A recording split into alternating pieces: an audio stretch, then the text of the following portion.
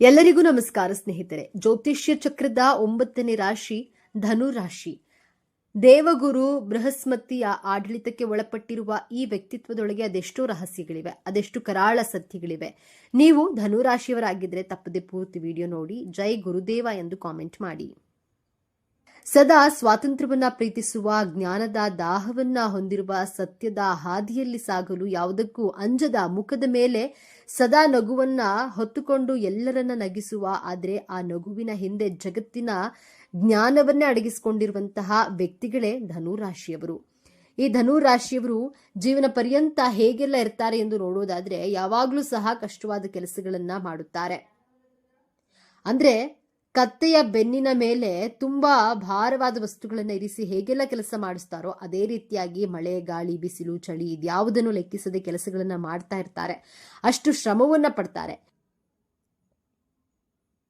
ರಾಶಿ ಚಕ್ರದ 9ನೇ ರಾಶಿ ಧನು ರಾಶಿಯ ಬಗ್ಗೆ ಇಂದು ನಾವು ಸಂಪೂರ್ಣವಾಗಿ ತಿಳಿದುಕೊಳ್ಳೋಣ. ಧನು ರಾಶಿಯ ಚಿಹ್ನೆಯನ್ನ ಗಮನಿಸಿದ್ದೀರಾ? ಅರ್ಧ ಮನುಷ್ಯ, ಅರ್ಧ ಕುದುರೆ, ಕೈಯಲ್ಲಿ ಬಿಲ್ಲು ಬಾಣವನ್ನ ಹಿಡಿದು ಗುರಿ ಇಟ್ಟಿರುತ್ತಾರೆ. ಇದು ಕೇವಲ ಒಂದು ಚಿಹ್ನೆಯಲ್ಲ, ಧನುರಾಶಿಯವರ ವ್ಯಕ್ತಿತ್ವದ ಸಂಪೂರ್ಣ ಚಿತ್ರಣ. ಕುದುರೆಯ ಭಾಗವು ಅವರ ಸ್ವಾತಂತ್ರ್ಯದ ಪ್ರೀತಿ, ಅವರಲ್ಲಿರುವಂತಹ ಅಪಾರಶಕ್ತಿ ಮತ್ತು ಸದಾ ಚಲನಶೀಲವಾಗಿರುವಂತಹ ಸ್ವಭಾವವನ್ನ ಪ್ರತಿನಿಧಿಸುತ್ತೆ. ಅವರನ್ನ ಒಂದೇ ಕಡೆ ಕಟ್ಟಿ ಹಾಕುವುದು ಅಸಾಧ್ಯ. ಇನ್ನು ಮನುಷ್ಯನ ಭಾಗವು ಅವರ ಬುದ್ಧಿವಂತಿಕೆ, ಜ್ಞಾನ ಮತ್ತು ಸಾತ್ವಿಕ ಚಿಂತನೆಗಳನ್ನ ತೋರಿಸುತ್ತದೆ. ಕೈಯಲ್ಲಿರುವ ಬಿಲ್ಲು ಬಾಣ, ಅವರು ಯಾವಾಗಲೂ ಒಂದು ಗುರಿಯನ್ನ ಹೊಂದಿರ್ತಾರೆ, ಸದಾ ಮುಂದಕ್ಕೆ ನೋಡುತ್ತಾರೆ ಮತ್ತು ಸತ್ಯವನ್ನ ಹುಡುಕ್ತಿರ್ತಾರೆ ಎಂಬುದು ಅದರ ಸಂಕೇತ. ಈ ರಾಶಿಯ ಅಧಿಪತಿ ದೈವಗುರು ಬೃಹಸ್ಪತಿಯು ಜ್ಞಾನ ವಿಸ್ತಾರ, ಅದೃಷ್ಟ ಮತ್ತು ಆಶಾವಾದಕಾರಕ. ಹಾಗೆಯೇ ಧನುರಾಶಿಯವರಿಗೆ ಹುಟ್ಟಿನಿಂದಲೇ ಕಲಿಯುವ ಹಂಬಲ, ಹೊಸ ವಿಚಾರಗಳನ್ನ ತಿಳಿಯುವಂತಹ ಕುತೂಹಲ ಮತ್ತು ಸಕಾರಾತ್ಮಕ ದೃಷ್ಟಿಕೋನ ರಕ್ತದಲ್ಲಿಯೇ ಬಂದಿರುತ್ತೆ. ವೃತ್ತಿ ಜೀವನಕ್ಕೆ ಬಂದ್ರೆ ಧನುರಾಶಿಯವರಿಗೆ ಒಂದು ಕಡೆ ಕೂತು ಮಾಡುವ ಕೆಲಸಗಳು ಆಗಿ ಬರುವುದಿಲ್ಲ. ಅವರಿಗೆ ಸವಾಲುಗಳಿರಬೇಕು, ಹೊಸತನವಿರಬೇಕು, ಪ್ರಯಾಣದ ಅವಕಾಶವಿರಬೇಕು. ಇವರು ಹುಟ್ಟು ಶಿಕ್ಷಕರು, ಮಾರ್ಗದರ್ಶಕರು. ಹಾಗಾಗಿ ಇವರು ಬೋಧನಾ, ತರಬೇತಿ, ಕಾನೂನು, ಪ್ರವಾಸೋದ್ಯಮ ಸಲಹೆಗಾರ, ಲೇಖಕ ಮತ್ತು ಉದ್ಯಮಶೀಲತೆ ಅಂತಹ ಕ್ಷೇತ್ರಗಳಲ್ಲಿ ಯಶಸ್ವಿ ಆಗ್ತಾರೆ. ಹಣಕಾಸಿನ ವಿಚಾರದಲ್ಲಿ ಇವರು ಬಹಳ ಉದಾರಿಗಳು. ಇವರ ಕೈಯಲ್ಲಿ ಹಣ ನಿಲ್ಲುವುದೇ ಕಷ್ಟ. ಜಗತ್ತನ್ನ ನೋಡಲು, ಹೊಸ ಅನುಭವಗಳನ್ನ ಪಡೆಯಲು, ಪುಸ್ತಕಗಳನ್ನ ಕೊಳ್ಳಲು, ಸ್ನೇಹಿತರಿಗೆ ಸಹಾಯ ಮಾಡಲು ಇವರು ಯೋಚಿಸದೆ ಖರ್ಚು ಮಾಡ್ತಾರೆ. ಇವರಿಗೆ ಹಣಕ್ಕಿಂತ ಅನುಭವವೇ ಮುಖ್ಯ. ಅದೃಷ್ಟವಶ ಗುರುಗ್ರಹದ ಪ್ರಭಾವದಿಂದ ಇವರಿಗೆ ಹಣಕಾಸಿನ ಹರಿವು ಒಂದಲ್ಲ ಒಂದು ರೀತಿಯಲ್ಲಿ ಬರುತ್ತಲೇ ಇರುತ್ತದೆ. ಅವರು ಅತ್ಯಂತ ಆಶಾವಾದಿಗಳು. ಎಂತಹ ಕಷ್ಟದ ಸಂದರ್ಭದಲ್ಲಿಯೂ ಎಲ್ಲವೂ ಸರಿ ಹೋಗುತ್ತೆ ಎಂಬ ನಂಬಿಕೆ ಇವರಲ್ಲಿ ಇರುತ್ತದೆ. ಮೇಲ್ನೋಟಕ್ಕೆ ಇವರು ಬಹಳ ತಮಾಷೆಯ ವ್ಯಕ್ತಿಗಳಾಗಿ ಎಲ್ಲವೂ ಹಗುರವಾಗಿ ತೆಗೆದುಕೊಳ್ಳುವಂತೆ ಕಾಣ್ತಾರೆ. ಅವರ ಮನಸ್ಸು ಜ್ಞಾನದ ಸಾಗರ. ಅಲ್ಲಿ ಸದಾ ಹೊಸ ಯೋಚನೆಗಳು, ತತ್ವದ ವಿಚಾರಗಳು, ಪ್ರಪಂಚವನ್ನ ಸುತ್ತುವ ಕನಸುಗಳು ಓಡುತ್ತಲೇ ಇರುತ್ತವೆ. ಗಂಟೆಗಟ್ಟಲೆ ಗಂಭೀರ ವಿಚಾರಗಳ ಬಗ್ಗೆ ಚರ್ಚೆ ಮಾಡಲು ಇವರು ಸಿದ್ಧ. ಆದರೆ ಅದೇ ಸಮಯದಲ್ಲಿ ಚಿಕ್ಕ ಮಕ್ಕಳಂತೆ ನಗಲು ಇವರು ಸಿದ್ಧ. ಯಾವುದೇ ಹೊಸ ಆವಿಷ್ಕಾರಗಳಿರಲಿ, ತಂತ್ರಜ್ಞಾನವಿರಲಿ, ಅದನ್ನ ಕಲಿಯೋದ್ರಲ್ಲಿ ಇವರು ನಿಪುಣರು. ಯಾವುದೇ ಕೆಲಸ ಕಾರ್ಯಗಳನ್ನು ಸುಲಭವಾಗಿ ಕಲಿಯುತ್ತಾ ಗುರುವಿನ ತಿರುಮಂತ್ರ ಹಾಕುವ ರೀತಿ ನಡೆದುಕೊಳ್ತಾರೆ. ಕೆಲಸ ಕಲಿಸಿದ ಗುರುಗಳಿಗೆ ಹೇಳಿಕೊಡಲು ಮುಂದಾಗ್ತಾರೆ. ಸಾಮಾನ್ಯವಾಗಿ ಎಲ್ಲರೂ ಅಂದುಕೊಳ್ಳೋದು ಧನುರಾಶಿಯವರು ಬಹಳ ಹಾಸ್ಯ ಮನೋಭಾವದವರು, ಯಾರಿಗೂ ಕಮಿಟ್ ಆಗೋದಿಲ್ಲ, ಜವಾಬ್ದಾರಿ ತೆಗೆದುಕೊಳ್ಳೋದಿಲ್ಲ ಎಂದು. ಆದರೆ ಇಲ್ಲಿದೆ ನೋಡಿ ಮೊದಲ ತಿರುವು. ಧನುರಾಶಿಯವರು ಅತ್ಯಂತ ಪ್ರಾಮಾಣಿಕರು ಮತ್ತು ಸತ್ಯವಂತರು. ಹೌದು, ಇವರು ಸತ್ಯವನ್ನ ಎಷ್ಟು ಪ್ರೀತಿಸ್ತಾರೆ ಅಂದ್ರೆ ಕೆಲವೊಮ್ಮೆ ಸತ್ಯವನ್ನ ಹೇಳಿ ಎಲ್ಲರ ದ್ವೇಷ ಕಟ್ಟಿಕೊಳ್ತಾರೆ. ಇವರಿಗೆ ಸುಳ್ಳು ಹೇಳಲು, ನಾಟಕವಾಡಲು ಬರುವುದಿಲ್ಲ. ಮನಸ್ಸಿನಲ್ಲಿ ಇರೋದನ್ನ ನೇರವಾಗಿ ಮುಖಕ್ಕೆ ಹೊಡೆದ ಹಾಗೆ ಹೇಳಿಬಿಡ್ತಾರೆ. ಇದರಿಂದ ಅನೇಕ ಬಾರಿ ಇವರು ಅಹಂಕಾರಿಗಳು, ದುಷ್ಟರು ಎಂದು ಅನಿಸಿಕೊಳ್ತಾರೆ. ಆದರೆ ಇವರ ಉದ್ದೇಶ ನೋವು ಕೊಡೋದಲ್ಲ, ಸತ್ಯವನ್ನ ಹೇಳೋದು ಮಾತ್ರ. ತಮ್ಮನ್ನ ಯಾರಾದ್ರೂ ತಪ್ಪಾಗಿ ಅರ್ಥೈಸ್ಕೊಂಡ್ರೆ ಇವರಿಗೆ ತುಂಬಾ ನೋವಾಗುತ್ತೆ. ಆದ್ರೆ ಅದನ್ನ ತಮ್ಮ ನಗುವಿನಿಂದ ಮುಚ್ಚಿ ಹಾಕ್ತಾರೆ. ಧನುರಾಶಿಯವರು ಅತ್ಯುತ್ತಮ ಸ್ನೇಹಿತ ಮತ್ತು ಜೀವನದಲ್ಲಿ ನಿಮಗೆ ಸ್ಫೂರ್ತಿ ಬೇಕಿದ್ರೆ ಧನುರಾಶಿಯವರ ಸ್ನೇಹ ಮಾಡಿ. ಅವರು ನಿಮ್ಮನ್ನ ಎಂದಿಗೂ ಕೆಳಕ್ಕೆ ತಳ್ಳೋದಿಲ್ಲ, ಬದಲಾಗಿ ನಿಮ್ಮಲ್ಲಿ ಧೈರ್ಯ ತುಂಬಿ ನೀನು ಏನಾದರೂ ಸಾಧಿಸಬಲ್ಲೆ ಎಂದು ಪ್ರೋತ್ಸಾಹಿಸ್ತಾರೆ. ಅವರ ಸ್ನೇಹದಲ್ಲಿ ಯಾವುದೇ ಕಲ್ಮಶವಿರೋದಿಲ್ಲ. ಆದರೆ ಇವರನ್ನ ಅರ್ಥ ಮಾಡಿಕೊಳ್ಳುವುದು ಸ್ವಲ್ಪ ಕಷ್ಟ. ಯಾಕಂದ್ರೆ ಇವರ ಸ್ವಾತಂತ್ರ್ಯಕ್ಕೆ ನೀವು ಬೆಲೆ ಕೊಡಬೇಕು. ಇವರನ್ನ ನಿಯಂತ್ರಿಸಲು, ಕಟ್ಟಿ ಹಾಕಲು ಪ್ರಯತ್ನಿಸಿದ್ರೆ ಅವರು ದೂರ ಓಡಿ ಹೋಗ್ತಾರೆ. ಇವರ ಪ್ರೀತಿ ಹರಿಯುವ ನದಿಯಂತೆ, ಅದಕ್ಕೆ ಅಣೆಕಟ್ಟು ಹಾಕಲು ಸಾಧ್ಯವಿಲ್ಲ. ಪ್ರೀತಿಯ ವಿಚಾರದಲ್ಲಿ ಧನುರಾಶಿಯವರದ್ದು ಒಂದು ಸಾಹಸಮಯ ಪಯಣ. ಇವರು ಪ್ರೀತಿಯಲ್ಲಿ ಬೀಳ್ತಾರೆ, ಆದ್ರೆ ಕಮಿಟ್ಮೆಂಟ್ ಅಥವಾ ಮದುವೆ ಎಂದಾಗ ಹೆದರುತ್ತಾರೆ. ಯಾಕಂದ್ರೆ ಸಂಬಂಧವು ತಮ್ಮ ಸ್ವತಂತ್ರವನ್ನ ಕಸಿದುಕೊಳ್ಳುತ್ತೆ ಎಂಬ ಭಯ ಅವರಿಗಿರುತ್ತೆ. ಆದ್ರೆ ಇಲ್ಲಿದೆ ನೋಡಿ ಎರಡನೇ ತಿರುವು. ಒಮ್ಮೆ ಇವರು ಸರಿಯಾದ ವ್ಯಕ್ತಿಯನ್ನ ಭೇಟಿಯಾದ್ರೆ ತಮ್ಮ ಸ್ವತಂತ್ರವನ್ನ ಹಂಚಿಕೊಳ್ಳಬಲ್ಲ ಮತ್ತು ಜ್ಞಾನದ ದಾಹವನ್ನ ಅರ್ಥ ಮಾಡಿಕೊಳ್ಳಬಲ್ಲ ಸಂಗಾತಿ ಸಿಕ್ಕರೆ ಇವರಷ್ಟು ನಿಷ್ಠಾವಂತ ಮತ್ತು ಮೋಜಿನ ಸಂಗಾತಿ ಇನ್ನೊಬ್ಬರಿಲ್ಲ. ಇವರು ಸಂಗಾತಿಯೊಂದಿಗೆ ಜಗತ್ತನ್ನ ಸುತ್ತಲೂ ಹೊಸ ವಿಚಾರಗಳನ್ನ ಕಲಿಯಲು ಬಯಸ್ತಾರೆ. ಇವರ ದಾಂಪತ್ಯ ಪ್ರೀತಿಗಿಂತ ಹೆಚ್ಚಾಗಿ ಸ್ನೇಹ ಮತ್ತು ಬೌದ್ಧಿಕ ಅನ್ಯೋನ್ಯತೆಯ ಮೇಲೆ ನಿಂತಿರುತ್ತೆ. ಆದರೆ ಇವರ ನೇರ ನುಡಿಗಳು ಮತ್ತು ಕೆಲವೊಮ್ಮೆ ಬೇಜವಾಬ್ದಾರಿ ವರ್ತನೆ ಸಂಗಾತಿಗೆ ಬೇಸರ ತರಬಹುದು. ಎಲ್ಲರನ್ನ ನಗಿಸುವ ಧನುರಾಶಿಯವರಿಗೆ ದೌರ್ಬಲ್ಯಗಳೇ ಇರೋದಿಲ್ಲವೇ ಎಂದು ನೋಡೋದಾದ್ರೆ ಖಂಡಿತ ಇವೆ. ವಾಸ್ತವವಾಗಿ ಇವರ ದೊಡ್ಡ ಶಕ್ತಿಯೇ ಕೆಲವೊಮ್ಮೆ ಇವರ ದೊಡ್ಡ ದೌರ್ಬಲ್ಯವಾಗುತ್ತದೆ. ಸತ್ಯ ಹೇಳುವುದು ಒಳ್ಳೆಯದೇ, ಆದರೆ ಎಲ್ಲಿ, ಹೇಗೆ, ಯಾವಾಗ ಹೇಳಬೇಕು ಎಂಬ ವಿವೇಚನೆ ಇವರಲ್ಲಿ ಕಡಿಮೆ. ಇದರಿಂದ ಅನೇಕ ಸಂಬಂಧಗಳು ಹಾಳು ಮಾಡಿಕೊಂಡಿರ್ತಾರೆ. ಆಶಾವಾದದ ಭರದಲ್ಲಿ ತಮ್ಮ ಕೈಯಲಾಗದ ಭರವಸೆಗಳನ್ನ ಕೊಟ್ಟು ಬಿಡ್ತಾರೆ, ನಂತರ ಅದನ್ನು ಪೂರೈಸಲು ಕಷ್ಟಪಡ್ತಾರೆ. ಇವರಿಗೆ ತಾಳ್ಮೆ ಕಡಿಮೆ, ಎಲ್ಲವೂ ವೇಗವಾಗಿ ನಡೆಯಬೇಕು. ಇದರಿಂದ ಒಂದು ವಿಚಾರದ ಮೇಲೆ ಹೆಚ್ಚು ಕಾಲ ಗಮನ ಹರಿಸಲು ಸಾಧ್ಯವಾಗುವುದಿಲ್ಲ. ಸ್ವಾತಂತ್ರ್ಯದ ಹೆಸರಿನಲ್ಲಿ ಕೆಲವೊಮ್ಮೆ ತಮ್ಮ ಜವಾಬ್ದಾರಿಗಳಿಂದ ದೂರ ಓಡಿ ಹೋಗ್ತಾರೆ. ತಮ್ಮ ಜ್ಞಾನದ ಬಗ್ಗೆ ಇವರಿಗೆ ಹೆಮ್ಮೆ ಇರುತ್ತೆ, ಹಾಗಾಗಿ ಚರ್ಚೆಗಳಲ್ಲಿ ತಾವೇ ಸರಿ ಎಂದು ವಾದಿಸ್ತಾರೆ.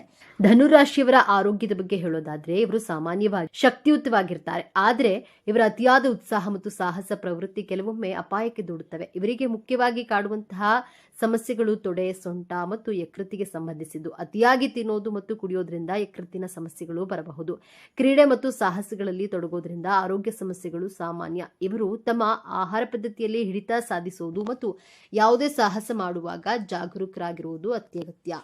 ಬನ್ನಿ ಈಗ ಧನುರಾಶಿಯವರ ಜೀವನದ ಅಂತಿಮ ಮತ್ತು ಅತ್ಯಂತ ದೊಡ್ಡ ತಿರುವಿನ ಬಗ್ಗೆ ಮಾತನಾಡೋಣ. ಗುರುಗ್ರಹದ ಆಳ್ವಿಕೆಯಲ್ಲಿರುವ ಇವರ ಜೀವನದ ಪಯಣವೇ ಒಂದು ದೊಡ್ಡ ಪಾಠ.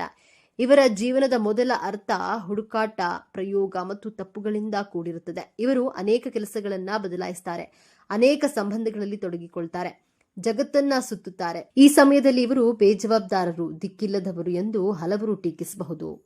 ಆದ್ರೆ ಇಲ್ಲೇ ಇರೋದು ನಿಜವಾದ ಮ್ಯಾಜಿಕ್. ಈ ಎಲ್ಲಾ ಅನುಭವಗಳಿಂದ, ತಪ್ಪುಗಳಿಂದ, ಕಲಿತ ಪಾಠಗಳಿಂದ ಇವರು ಅಪಾರ ಜ್ಞಾನ ಮತ್ತು ವಿವೇಕ ಸಂಪಾದಿಸುತ್ತಾರೆ.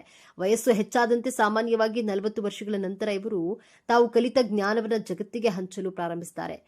ಆಗ ಇವರು ಅತ್ಯುತ್ತಮ ಗುರುಗಳಾಗಿ, ಸಲಹೆಗಾರರಾಗಿ, ಮಾರ್ಗದರ್ಶಕರಾಗಿ ಬದಲಾಗ್ತಾರೆ. ಇವರು ಯಾರು ಇವರನ್ನ ನೋಡಿ ನಕ್ಕಿದ್ರು ಅವರೇ ಇವರ ಬಳಿ ಸಲಹೆ ಕೇಳಲು ಬರ್ತಾರೆ. ಇವರ ಜೀವನದ ನಿಜವಾದ ಯಶಸ್ಸು ಇರೋದು ಜ್ಞಾನವನ್ನ ಸಂಪಾದಿಸಿ ಅದನ್ನ ಇತರರಿಗೆ ಹಂಚೋದ್ರಲ್ಲಿ. ಧನುರಾಶಿಯವರು ತಮ್ಮ ಜೀವನವನ್ನ ಇನ್ನಷ್ಟು ಉತ್ತಮಪಡಿಸಿಕೊಳ್ಳಲು ಕೆಲವು ಸಲಹೆಗಳು ಹೀಗಿವೆ. ಮಾತನಾಡುವ ಮುನ್ನ ಯೋಚಿಸಿ. ನಿಮ್ಮ ಸತ್ಯವು ಇನ್ನೊಬ್ಬರಿಗೆ ನೋವುಂಟು ಮಾಡದಂತೆ ನೋಡಿಕೊಳ್ಳಿ. ತಾಳ್ಮೆಯನ್ನ ಕಲಿಯಿರಿ. ನೀವು ಪ್ರಾರಂಭಿಸಿದ ಕೆಲಸವನ್ನ ಪೂರ್ಣಗೊಳಿಸಲು ಕಲಿಯಿರಿ. ಜವಾಬ್ದಾರಿಗಳಿಂದ ಹಿಂದೆ ಸರಿಯಬೇಡಿ. ಸ್ವಾತಂತ್ರ್ಯ ಮತ್ತು ಜವಾಬ್ದಾರಿಯ ನಡುವೆ ಸಮತೋಲನವನ್ನ ಕಂಡುಕೊಳ್ಳಿ. ಗುರುವಾರದಂದು ವಿಷ್ಣು ಸಹಸ್ರನಾಮ ಅಥವಾ ಗುರುಸ್ತೋತ್ರವನ್ನ ಪಠಿಸೋದು, ಹಿರಿಯರಿಗೆ ಮತ್ತು ಗುರುಗಳಿಗೆ ಗೌರವ ಕೊಡುವುದು, ಹಳದಿ ಬಣ್ಣದ ವಸ್ತ್ರಗಳನ್ನ ಧರಿಸುವುದು ನಿಮಗೆ ಶುಭವನ್ನ ತರುತ್ತೆ. ಹಾಗಾದ್ರೆ ಧನುರಾಶಿ ಅಂದ್ರೆ ಕೇವಲ ತಮಾಷೆ, ಅಲೆಮಾರಿತನ ಅಲ್ಲ. ಅವರ ಒಳಗೆ ಸತ್ಯದ ಹುಡುಕಾಟವಿದೆ, ಜ್ಞಾನದ ದಾಹವಿದೆ, ಯಾರನ್ನ ನೋಯಿಸದ ಶುದ್ಧ ಮನಸ್ಸಿದೆ ಮತ್ತು ಎಲ್ಲದಕ್ಕಿಂತ ಹೆಚ್ಚಾಗಿ ಬಿದ್ದರೂ ಎದ್ದು ನಿಲ್ಲುವ ಅದ್ಭುತ ಆಶಾವಾದವಿದೆ. ಅವರು ತಮ್ಮ ಸುತ್ತಲಿನವರಿಗೆ ಜ್ಞಾನದ ಬೆಳಕನ್ನು ನೀಡುವ ಇವರು. ಮುಂದಿನ ಬಾರಿ ನೀವು ಯಾವುದೇ ಧನುರಾಶಿಯವರನ್ನ ಭೇಟಿಯಾದಾಗ ಅವರ ತಮಾಷೆಯಾದ ಮಾತಿನ ಹಿಂದಿರುವ ಜ್ಞಾನಿ ಮತ್ತು ತತ್ವಜ್ಞಾನಿಯನ್ನ ಅರ್ಥ ಮಾಡಿಕೊಳ್ಳಲು ಪ್ರಯತ್ನಿಸಿ. ಇದೇ ತರಹದ ಜ್ಯೋತಿಷ್ಯಕ್ಕೆ ಸಂಬಂಧಪಟ್ಟಂತಹ ವಿಡಿಯೋ ನೋಡಲು ನಮ್ಮ ಚಾನೆಲ್ಗೆ ಸಬ್ಸ್ಕ್ರೈಬ್ ಆಗಿ, ವಿಡಿಯೋ ಲೈಕ್ ಮಾಡಿ, ಶೇರ್ ಮಾಡಿ. ಸದಾ ಸ್ವಾತಂತ್ರ್ಯವನ್ನ ಪ್ರೀತಿಸುವ, ಜ್ಞಾನದ ದಾಹವನ್ನ ಹೊಂದಿರುವ, ಸತ್ಯದ ಹಾದಿಯಲ್ಲಿ ಸಾಗಲು ಯಾವುದಕ್ಕೂ ಅಂಜದ, ಮುಖದ ಮೇಲೆ ಸದಾ ನಗುವನ್ನ ಹೊತ್ತುಕೊಂಡು ಎಲ್ಲರನ್ನ ನಗಿಸುವ, ಆದರೆ ಆ ನಗುವಿನ ಹಿಂದೆ ಜಗತ್ತಿನ ಜ್ಞಾನವನ್ನೇ ಅಡಗಿಸಿಕೊಂಡಿರುವಂತಹ ವ್ಯಕ್ತಿಗಳೇ ಧನುರಾಶಿಯವರು. ಧನುರಾಶಿಯ ಬಂಧುಗಳೇ, ನೀವು ಈಗ ನೋಡ್ತಿರುವಂತಹ ಈ ವಿಡಿಯೋ ಆಕಸ್ಮಿಕವಾಗಿ ನಿಮ್ಮ ಮುಂದೆ ಬಂದಿಲ್ಲ. ನಿಮ್ಮ ಜೀವನದ ಅತ್ಯಂತ ನಿರ್ಣಾಯಕ ಘಟ್ಟದಲ್ಲಿ ನಿಂತಿರುವ ನಿಮಗೆ ನಿಮ್ಮ ಇಷ್ಟ ದೇವರು ಅಥವಾ ನಿಮ್ಮ ಗುರುದೇವರು ಒಂದು ಪ್ರಮುಖ ಸಂದೇಶವನ್ನ ನೀಡಲು ಬಯಸಿದ್ದಾರೆ. ನೀತಿ ನಿಯಮಗಳಿಗಿಂತ ತನ್ನ ಮನಸ್ಸಾಕ್ಷಿಯನ್ನ ನಂಬುವಂತಹ ಧನುರಾಶಿಯವರೇ, ನಿಮ್ಮ ಜೀವನದ ಯಶಸ್ಸಿನ ಗುಟ್ಟುಗಳು ಈ 5 ಪ್ರತಿಜ್ಞೆಯಲ್ಲಿ ಅಡಗಿದೆ. ನೀವು ನಿಮ್ಮ ಜೀವನದಲ್ಲಿ ಅಭಿವೃದ್ಧಿಯಾಗಲು, ಸುಖ, ಶಾಂತಿ, ನೆಮ್ಮದಿಯಾಗಿರಲು ಯಾವ 5 ಪ್ರತಿಜ್ಞೆಗಳನ್ನ ಕೈಗೊಳ್ಳಬೇಕು ಎಂಬಂತಹ ಇಂಟ್ರೆಸ್ಟಿಂಗ್ ವಿಚಾರಗಳನ್ನ ಈ ವಿಡಿಯೋದಲ್ಲಿ ತಿಳಿಸಿಕೊಡಲಿದ್ದೇನೆ. ಇದು ನಿಮಗಾಗಿ ಬಂದಿರುವಂತಹ ದೈವಿಕ ಸಂದೇಶ. ಹಾಗೆ ಜೈ ಗುರು ರಾಘವೇಂದ್ರ ಎಂದು ಕಾಮೆಂಟ್ ಮಾಡಿ, ಹಾಗೆ ವಿಡಿಯೋಗೆ ಲೈಕ್ ಮಾಡಿ. ಧನಸ್ಸು ರಾಶಿಯವರು ನಿಮಗೆ ನೀವೇ ರಾಜರು, ನಿಮಗೆ ನೀವೇ ಮಂತ್ರಿಗಳು ಅಂದುಕೊಳ್ತೀರಾ. ಜೀವನದಲ್ಲಿ ತುಂಬಾ ಒಂಟಿಯಾಗಿರುವವರು ಧನಸ್ಸು ರಾಶಿಯವರೇ. ಆ ಒಂಟಿತನದಲ್ಲಿಯೇ ಅದ್ಭುತವಾದಂತಹ ಜ್ಞಾನವನ್ನ ಕಲಿಯುತ್ತವರು ಧನುರಾಶಿಯವರೇ. ಧನುರಾಶಿಯವರಿಗೆ ಯಾವುದೇ ವಿಚಾರವಾದ್ರೂ ಮೊದಲಿಗೆ ಬರೋದು ನೆಗೆಟಿವ್ ಥಾಟ್ಸ್, ಆನಂತರವೇ ಪಾಸಿಟಿವ್ ಆಗಿ ಥಿಂಕ್ ಮಾಡೋದು ನೀವು. ಆದ್ರೆ ಕನ್ಯಾ ರಾಶಿಯವರು ಎಲ್ಲದರಲ್ಲಿಯೂ ಮೊದಲು ಪಾಸಿಟಿವ್ ಅನ್ನ ಹುಡುಕಿ ಆಲೋಚನೆ ಮಾಡಿ ನಂಬಿಕೆ ದ್ರೋಹಕ್ಕೆ ಒಳಗಾಗ್ತಾರೆ. ಆದ್ರೆ ಧನುರಾಶಿಯವರು ನೀವು ಅಂದುಕೊಂಡಿದ್ದ ಹಾಗೆ ಮತ್ತೊಂದು ದಿನ ಆ ಘಟನೆ ನಡೆಯುತ್ತದೆ. ಆದ್ರೆ ನಿಮ್ಮ ಈ ಇಂಟ್ಯೂಷನ್ ಅನ್ನ ಈ ಪ್ರಪಂಚದವರು ಅಕ್ಸೆಪ್ಟ್ ಮಾಡ್ಕೊಳ್ಳೋದಿಲ್ಲ. ನೀವು ಯಾರಿಗೂ ತಲೆ ಕೆಡಿಸ್ಕೊಳ್ಳದೆ ನಿಮ್ಮ ಗುರಿ, ನಿಮ್ಮ ಉದ್ದೇಶಕ್ಕಾಗಿ ನೀವು ಜೀವಿಸುವರು. ನಿಮ್ಮ ಜೀವನವೆಂಬ ಕತ್ತಲೆಯಿಂದ ಸಂತೋಷವೆಂಬ ಬೆಳಕನ್ನ ಮೂಡಲು, ನಿಮ್ಮ ಜೀವನದಲ್ಲಿ ನೀವು ಸುಖವಾಗಿರಲು ಈ 5 ಶಪಥಗಳನ್ನ, ಪ್ರತಿಜ್ಞೆಗಳನ್ನ ಅನುಸರಿಸಿ. ಇವತ್ತಿನಿಂದಲೇ ನೀವು ಈ ನಿರ್ಧಾರವನ್ನ ಮಾಡಿ ಒಂದೊಂದಾಗಿ ನೋಡ್ತಾ ಹೋಗೋಣ. ಧನುರಾಶಿಯವರು ಮಾಡಬೇಕಾದಂತಹ ಮೊದಲನೆಯ ಶಪಥ, ಪ್ರತಿಜ್ಞೆ ಯಾವುದು ಅಂತ ನೋಡೋದಾದ್ರೆ, ಸಾಕ್ಷಿ ಆಧಾರಗಳಿಲ್ಲದೆ ಯಾರ ಜೊತೆಯಲ್ಲಿಯೂ ಕೂಡ ವ್ಯವಹಾರಗಳನ್ನ ಮಾಡಬಾರ್ದೆಂಬ ಪ್ರತಿಜ್ಞೆ. ನೀವು ಯಾರಿಗಾದ್ರೂ ಹಣ ಕೊಟ್ಟರು, ಹಣವನ್ನ ತೆಗೆದುಕೊಂಡ್ರು, ಒಂದು ಪ್ರೂಫ್ ಅನ್ನ ಇಟ್ಕೊಳ್ಳಿ. ಇಲ್ಲದಿದ್ರೆ ನಿಮ್ಮ ಬಳಿ ವ್ಯವಹಾರ ಮಾಡಿದವರು ನಿಮ್ಮ ನಂಬಿಕೆಗೆ ದ್ರೋಹ ಮಾಡುವಂತಹ ಸಾಧ್ಯತೆಗಳು ಹೆಚ್ಚಾಗಿದೆ. ಧನುರಾಶಿಯವರು ಸಹಾಯ ಮಾಡುವಂತಹ ಗುಣದವರು, ಕನಿಕರ ಜಾಸ್ತಿ. ನಿಮಗೆ ಯಾವ್ದಾದ್ರೂ ಕಷ್ಟ ಅಂತ ಅಂದ್ರೆ ಅವರ ಕಷ್ಟಗಳಿಗೆ ಸ್ಪಂದಿಸುವಂತಹ ಜೀವ ನಿಮ್ಮದು. ಆದ್ರೆ ನಿಮ್ಮ ಈ ಒಳ್ಳೆತನವನ್ನ ಮಿಸ್ಯೂಸ್ ಮಾಡಿಕೊಂಡು ನಿಮ್ಮನ್ನ ಸಂಕಷ್ಟದಲ್ಲಿ ಸಿಲುಕಿಸ್ತಾರೆ. ಅದರಿಂದ ನೀವು ಯಾರ ಜೊತೆ ವ್ಯವಹಾರ ಮಾಡಿದ್ರು ಆಧಾರವನ್ನ, ಸಾಕ್ಷಿಯನ್ನ ತೆಗೆದುಕೊಳ್ಳಿ. ಒಂದು ಅಗ್ರಿಮೆಂಟ್ ಅನ್ನ ಮಾಡಿಸ್ಕೊಂಡು ಸೇಫ್ ಆಗಿ ನಿಮ್ಮ ಬಳಿ ಇಟ್ಕೊಳ್ಳುವಂತಹ ಶಪಥವನ್ನ ಇವತ್ತಿನಿಂದಲೇ ಪ್ರಾರಂಭ ಮಾಡಿ. ಎರಡನೆಯದಾಗಿ ಧನುರಾಶಿಯವರು ಕಾಯಕವೇ ಕೈಲಾಸ ಎಂಬಂತಹ ಪ್ರತಿಜ್ಞೆಯನ್ನ ಪಾಲಿಸಬೇಕು. ನಿಮ್ಮ ಕೆಲಸವೇ ನಿಮ್ಮ ಶಕ್ತಿ. ನಿಮ್ಮ ಜೀವನದ ಅಸ್ತ್ರ. ಸಂಬಂಧಿಕರು, ಸ್ನೇಹಿತರು ಎಲ್ಲರೂ ನಿಮ್ಮ ಕೈ ಬಿಟ್ಟರು ನಿಮ್ಮ ದುಡಿಮೆ ನಿಮ್ಮ ಕೈ ಹಿಡಿಯುತ್ತದೆ. ನನ್ನ ದುಡಿಮೆಯೇ ನನ್ನ ದೊಡ್ಡ ಶಕ್ತಿ ಎನ್ನುವಂತಹ ಶಪಥವನ್ನ ಮಾಡಿ. ನೀವು ನಂಬಿದವರು ನಿಮಗೆ ಮೋಸ ಮಾಡಿದ್ರು ನೀವು ನಂಬಿರುವಂತಹ ದುಡಿಮೆ ನಿಮ್ಮ ಜೊತೆಗೆ ಇದ್ದೇ ಇರುತ್ತದೆ. ದೇವರು ಧನುರಾಶಿಯವರಿಗೆ ಎಷ್ಟೇ ಕಷ್ಟ ಕೊಟ್ರು, ಅಂದ್ರೆ ನಿಮ್ಮ ಜೀವನ ಸಂಗಾತಿ ನಿಮ್ಮನ್ನ ಅರ್ಥ ಮಾಡ್ಕೊಳ್ಳೋದ್ರಲ್ಲಿ ಸೋತ್ರು, ಎಲ್ಲರೂ ಅವಮಾನ ಮಾಡಿದ್ರು, ದೇವರು ನಿಮಗೆ ಒಂದಲ್ಲ ಒಂದು ದುಡಿಮೆಯನ್ನ, ಒಂದು ಆದಾಯದ ಮೂಲವನ್ನ ಕೊಟ್ಟಿರ್ತಾರೆ. ಇದೇ ನಿಮ್ಮ ದೊಡ್ಡ ಶಕ್ತಿ, ದೊಡ್ಡ ಅಸ್ತ್ರವಾಗಿರುತ್ತೆ. ನೀವು ಎಲ್ಲಿಯವರೆಗೂ ದುಡಿಯುತ್ತೀರೋ ಅಲ್ಲಿಯವರೆಗೂ ಯಾವ ಕಷ್ಟಗಳಿಗೂ ಯಾರಿಗೂ ಹೆದರುವಂತಹ, ತಲೆ ತಗ್ಗಿಸುವಂತಹ ಅವಶ್ಯಕತೆ ಇಲ್ಲವೇ ಇಲ್ಲ. ನಿಮ್ಮ ಬುದ್ಧಿಶಕ್ತಿಯಿಂದ, ನಿಮ್ಮ ದೈಹಿಕ ಬಲದಿಂದ ದುಡಿಯಿರಿ. ಮೂರನೆಯದಾಗಿ ಪಾಪಕೃತ್ಯದಿಂದ ಬರುವಂತಹ, ಅಧರ್ಮದಿಂದ ಬರುವಂತಹ ಹಣವನ್ನ ತೆಗೆದುಕೊಳ್ಬಾರ್ದು. ಕಾಲಪುರುಷನ ಕುಂಡಲಿಯಲ್ಲಿ ಧನುರಾಶಿ ಧರ್ಮದ ಭಾವದಲ್ಲಿ ಬರುತ್ತದೆ. 9ನೆಯ ಭಾವ, 9ನೆಯ ಭಾವದ ಅಧಿಪತಿ ಗುರುಗ್ರಹ. ಗುರುವಿನ ಸ್ವಂತ ಮನೆಯಾದಂತಹ ಧನುರಾಶಿಯಲ್ಲಿ ಹುಟ್ಟಿರುವ ನೀವು ಅಧರ್ಮದ ಹಣವನ್ನ ನಿಮ್ಮ ಕೈಯಲ್ಲಿಯೂ ಸಹ ಮುಟ್ಟೋ ಹಾಗಿಲ್ಲ. ಧರ್ಮದ ಮಾರ್ಗದಿಂದ ದುಡಿದು ಜೀವನ ಮಾಡಿದ್ರೆ ಗುರುಗ್ರಹ ನಿಮ್ಮ ಬೆನ್ನ ಹಿಂದೆ ಕಾಯುತ್ತಾರೆ. ಸಾಕ್ಷಾತ್ ಶ್ರೀ ಗುರು ರಾಘವೇಂದ್ರರ ಆಶೀರ್ವಾದದ ನಿಮ್ಮ ಮೇಲೆ ಸದಾ ಇದ್ದೇ ಇರುತ್ತೆ. ನೀವು ಧರ್ಮದ ಹಾದಿಯಲ್ಲಿ ಇದ್ರೆ ನಿಮ್ಮ ಜೀವನದಲ್ಲಿ ಅದೆಂತಹ ಸಂಕಷ್ಟ ಬಂದರೂ ಸಾಕ್ಷಾತ್ ಗುರುಗಳ ಅನುಗ್ರಹದಿಂದ ನಿಮ್ಮನ್ನ ಸಂಕಷ್ಟದಿಂದ ಪಾರು ಮಾಡ್ತಾರೆ. ಧರ್ಮದ ಹಾದಿಯಲ್ಲಿ ದುಡಿದಿದ್ದೇ ಆದ್ರೆ ನೀವು ಹಾಸ್ಪಿಟಲ್ ಬಿಲ್ ಕಟ್ಟುವಂತಹ ಅವಶ್ಯಕತೆ ಇರುವುದಿಲ್ಲ. ಕೋರ್ಟ್ ಕಚೇರಿ, ಪೊಲೀಸ್ ಸ್ಟೇಷನ್ಗೆ ಅಲೆದಾಡುವಂತಹ ಪರಿಸ್ಥಿತಿನೂ ಎದುರಾಗೋದಿಲ್ಲ. ಅನಾವಶ್ಯಕ ಖರ್ಚುಗಳು ಮಾಡುವಂತಹ ಅವಶ್ಯಕತೆ ಇರೋದಿಲ್ಲ. ಧರ್ಮದ ಹಾದಿಯಲ್ಲಿ ಜೀವನ ನಡೆಸುತ್ತೇನೆ ಎಂಬಂತಹ ಪ್ರತಿಜ್ಞೆಯನ್ನ ಮಾಡಿ. 4ನೇಯದ್ದಾಗಿ ಧನುರಾಶಿಯವರು ನಿಮ್ಮ ಸಾಮರ್ಥ್ಯದ ಮೇಲೆ ನಂಬಿಕೆಯನ್ನ ಇಟ್ಟು ಬದುಕಬೇಕು. ನಿಮಗೆ ಯಾರಾದ್ರೂ ರೆಕಮೆಂಡ್ ಮಾಡ್ತೀನಿ ಅಂದ್ರೆ ಅದು ಸಾಧ್ಯ ಇಲ್ಲ. ನೀವು ಒಬ್ಬರೇ ನಿಮ್ಮ ಸಾಮರ್ಥ್ಯದ ಬಲದಿಂದ ಹೋರಾಟವನ್ನು ಮಾಡಿ ನಿಮ್ಮ ಜೀವನದಲ್ಲಿ ಏನು ಬೇಕೋ ಅದನ್ನ ನೀವು ಒಬ್ಬಂಟಿಯಾಗೇ ಪಡೆದುಕೊಳ್ಳುವಂತಹ ಶಪಥವನ್ನ ಮಾಡಿ. ಧನುರಾಶಿಯವರು ಗುಂಪು ಕಟ್ಕೊಂಡು ಅಥವಾ ಇಬ್ಬರ ಜೊತೆ ಯಾವ್ದಾದ್ರೂ ಕೆಲಸ ಕಾರ್ಯಕ್ಕೆ ಹೋದ್ರೆ ಆ ಹೋದಂತಹ ಕೆಲಸದಲ್ಲಿ ಸಕ್ಸಸ್ ಸಿಗೋದಿಲ್ಲ. ನಿಮ್ಮ ಜೊತೆಯಲ್ಲಿ ಇರುವವರೇ ನಿಮ್ಮ ಕೆಲಸವನ್ನ ಕೆಡಿಸ್ತಾರೆ. ಆದ್ದರಿಂದ ಯಾರ ರೆಕಮೆಂಡೇಶನ್ ಇಲ್ಲದೆ, ಯಾರನ್ನೂ ನಂಬದೆ ನಿಮ್ಮ ಕೆಲಸಕ್ಕೆ ನೀವು ಒಬ್ಬರೇ ಹೋಗಿ ನೋಡಿ. ಆ ಕೆಲಸದಲ್ಲಿ ಖಂಡಿತವಾಗಿಯೂ ಗೆಲ್ತೀರಾ. ಅರ್ಜುನನಷ್ಟು ಶಕ್ತಿ ಸಾಮರ್ಥ್ಯವುಳ್ಳ ರಾಶಿ ಅಂದ್ರೆ ಧನುರಾಶಿ. ಅರ್ಜುನ ಬಿಟ್ಟ ಬಾಣವನ್ನ ಎಂದಿಗೂ ಹಿಂದಕ್ಕೆ ತೆಗೆದುಕೊಳ್ಳೋದಿಲ್ಲ. ಅದೇ ರೀತಿ ಧನುರಾಶಿಯವರು ಒಂದು ಸಾರಿ ನಾನು ಈ ಕೆಲಸವನ್ನ ಮಾಡಿಯೇ ಮಾಡ್ತೇನೆ ಎಂದು ಮನಸ್ಸಿಟ್ಟು ಮಾಡಿದ್ರೆ ಆ ಗುರಿಯನ್ನ ಸಾಧಿಸಬೇಕು ಅಂದುಕೊಂಡರೆ ಅದನ್ನ ತಡೆಗಟ್ಟಲು ಯಾರಿಗೂ ಸಾಧ್ಯ ಇಲ್ಲ. ಆದ್ದರಿಂದ ಧೈರ್ಯವಾಗಿ ಒಬ್ಬರೇ ಮುಂದೆ ಹೋಗಿ ಯಶಸ್ಸನ್ನ ಪಡೆಯುವಂತಹ ಪ್ರತಿಜ್ಞೆಯನ್ನ ಮಾಡಿ. 5ನೇಯ ಪ್ರತಿಜ್ಞೆ, ನೀವು ಅವಶ್ಯಕತೆ ಇರೋವರಿಗೆ ಮಾತ್ರ ಹಾಗೂ ಅಂಗವಿಕಲರಿಗೆ, ವಯಸ್ಸಾದವರಿಗೆ 3 ತಿಂಗಳಿಗೆ 1 ಬಾರಿ ಅಥವಾ 6 ತಿಂಗಳಿಗೆ ಒಮ್ಮೆ ನಿಮ್ಮ ಕೈಯಲ್ಲಾದಂತಹ ಸಹಾಯವನ್ನ, ಆಹಾರವನ್ನ, ಹಣವನ್ನ ಅಥವಾ ಮಾನಸಿಕವಾಗಿ ಅವರಿಗೆ ಧೈರ್ಯವನ್ನ ತುಂಬುವಂತಹ ಪ್ರಯತ್ನವನ್ನ ಮಾಡಿ ಅವರಿಗೆ ಎಮೋಷನಲ್ ಸಪೋರ್ಟ್ ಮಾಡಬೇಕು. ಅಷ್ಟು ಸಾಕು. ಅದು ಬಿಟ್ಟು ನಿಮ್ಮ ಸ್ನೇಹಿತರಿಗೆ ಬೇಕಾಬಿಟ್ಟು ನಿಮ್ಮ ಬಳಿ ಹಣ ಕೇಳಿದವರಿಗೆ, ನಾಟಕ ಮಾಡಿಕೊಂಡು ಹಣ ಕೇಳಿದವರಿಗೆಲ್ಲ ಸಹಾಯ ಮಾಡೋದಿಲ್ಲ ಎಂಬಂತಹ ಪ್ರತಿಜ್ಞೆಯನ್ನ ಮಾಡಿ. ಈ 5 ಪ್ರತಿಜ್ಞೆಯನ್ನ ಪಾಲಿಸೋದ್ರಿಂದ ನೀವು ನಿಮ್ಮ ಜೀವನದಲ್ಲಿ ಸುಖ, ಶಾಂತಿ, ನೆಮ್ಮದಿಯಿಂದ ಇರಬಹುದು. ಜೀವನದಲ್ಲಿ ದೊಡ್ಡ ದೊಡ್ಡ ಸಾಧನೆಗಳನ್ನ ಮಾಡಬಹುದು. ಈ ಅಜಾಗರೂಕತೆ ಮತ್ತು ಬೇಗ ನಂಬುವ ಸ್ವಭಾವವೇ ನೀವು ಎದುರಿಸುವಂತಹ ಅತಿ ದೊಡ್ಡ ಸಮಸ್ಯೆ. ಹಾಗಾದ್ರೆ ಈ ದೊಡ್ಡ ಸಮಸ್ಯೆಯಿಂದ ಪಾರಾಗುವುದು ಹೇಗೆ? ಈ ಯಶಸ್ಸನ್ನ ಶಾಶ್ವತವಾಗಿ ಉಳಿಸ್ಕೊಳ್ಳೋದು ಹೇಗೆ?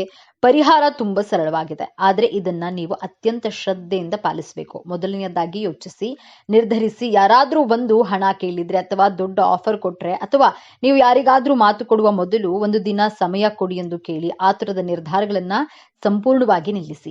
ಎರಡನೆಯದಾಗಿ, ನಿಮ್ಮ ರಾಶ್ಯಾಧಿಪತಿಯಾದ ಗುರುವಿನ ಕೃಪೆಗಾಗಿ ಪ್ರತಿ ಗುರುವಾರ ಹತ್ತಿರದ ದೇವಸ್ಥಾನಕ್ಕೆ, ವಿಶೇಷವಾಗಿ ದತ್ತಾತ್ರೇಯ, ಸಾಯಿಬಾಬಾ ಅಥವಾ ರಾಘವೇಂದ್ರ ಸ್ವಾಮಿಗಳ ದೇವಸ್ಥಾನಕ್ಕೆ ಹೋಗಿ ಅಥವಾ ಹಸಿದವರಿಗೆ ಕಡಲೆಬೇಳೆ ಅಥವಾ ಬಾಳೆಹಣ್ಣನ್ನ ದಾನ ಮಾಡಿ. ಇದು ನಿಮ್ಮ ಬುದ್ಧಿಯನ್ನ ಚುರುಕಾಗಿಸಿ ಸರಿಯಾದ ನಿರ್ಧಾರ ತೆಗೆದುಕೊಳ್ಳುವ ಶಕ್ತಿಯನ್ನ ನೀಡುತ್ತೆ. ಮೂರನೆಯದಾಗಿ, ಕೃತಜ್ಞತೆ. ನಿಮಗೆ ಯಶಸ್ಸು ಸಿಕ್ಕಾಗ, ಹಣ ಬಂದಾಗ ಅದನ್ನ ತಲೆಗೇರಿಸಿಕೊಳ್ಬೇಡಿ. ತಕ್ಷಣ ನಿಮ್ಮ ಇಷ್ಟ ದೇವರನ್ನ ಅಥವಾ ಗುರುವನ್ನ ಮನಸ್ಸಿನಲ್ಲಿ ಸ್ಮರಿಸಿ. ಇದೆಲ್ಲ ನಿನ್ನ ಕೃಪೆ, ನನ್ನದಲ್ಲ ಎಂದು ಕೃತಜ್ಞತೆಯನ್ನ ಸಲ್ಲಿಸಿ. ಯಶಸ್ಸು ಬಂದಾಗ ತಲೆಬಾಗಿರಿ. ಈ ಒಂದು ವಿನಯಂತಿಕೆ ನಿಮ್ಮ ಎಲ್ಲಾ ಭಾಗ್ಯವನ್ನ ನಿಮ್ಮ ಬಳಿಯೇ ಉಳಿಸುತ್ತದೆ. ಧನುರಾಶಿಯವರು, ನಿಮ್ಮ ಜೀವನವನ್ನ ಸಂಪೂರ್ಣವಾಗಿ ಬದಲಾಯಿಸುವಂತಹ ಶಕ್ತಿ ಈಗ ನಿಮ್ಮ ವಿಜಯದ ಆರಂಭವಾಗಲಿದೆ. ನೀವು ಅನುಭವಿಸಿದಂತಹ ಪ್ರತಿಯೊಂದು ನೋವಿಗೂ ಈಗ ಪ್ರತಿಫಲ ಸಿಗಲಿದೆ. ನಿಮ್ಮ ಕಣ್ಣೀರು ಈಗ ಆನಂದ ಭಾಷ್ಪವಾಗಿ ಬದಲಾಗುವ ಸಮಯ ಬಂದಿದೆ. ನೆನಪಿಡಿ, ಈ ವಿಡಿಯೋ ನಿಮಗೆ ತಲುಪಿದ್ದು ಆಕಸ್ಮಿಕವಲ್ಲ. ಇದು ನಿಮ್ಮ ಇಷ್ಟ ದೇವರು ನಿಮಗೆ ನೀಡುತ್ತಿರುವ ಸ್ಪಷ್ಟ ಸಂದೇಶ. ಈ ಅದ್ಭುತ ಸಮಯವನ್ನ ಸದುಪಯೋಗಪಡಿಸಿಕೊಳ್ಳಿ. ನಿಮ್ಮ ಜೀವನದ ಹೊಸ ಅಧ್ಯಾಯಕ್ಕೆ ತಯಾರಾಗಿರಿ. ನಿಮ್ಮ ನಂಬಿಕೆಯ ಸಂಕೇತವಾಗಿ ನಿಮ್ಮ ಜೀವನದ ಬದಲಾಗಬೇಕು ಎನ್ನುವ ಸಂಕಲ್ಪದೊಂದಿಗೆ ತಪ್ಪದೆ ನಿಮ್ಮ ಕುಲದೇವರ ಅಥವಾ ನಿಮ್ಮ ಇಷ್ಟ ದೇವರ ಹೆಸರನ್ನ ಕಾಮೆಂಟ್ ಮಾಡಿ. ಆ ಭಗವಂತನು ನಿಮ್ಮನ್ನ ಸದಾ ಕಾಪಾಡಲಿ. ಸರ್ವೇ ಜನ ಸುಖಿನೋ ಭವತ್ತು. ಇದೇ ತರಹದ ಜ್ಯೋತಿಷ್ಯಕ್ಕೆ ಸಂಬಂಧಪಟ್ಟಂತಹ ವಿಡಿಯೋ ನೋಡಲು ನಮ್ಮ ಚಾನೆಲ್ಗೆ ಸಬ್ಸ್ಕ್ರೈಬ್ ಆಗಿ, ವಿಡಿಯೋಗೆ ಲೈಕ್ ಮಾಡಿ, ಶೇರ್ ಮಾಡಿ.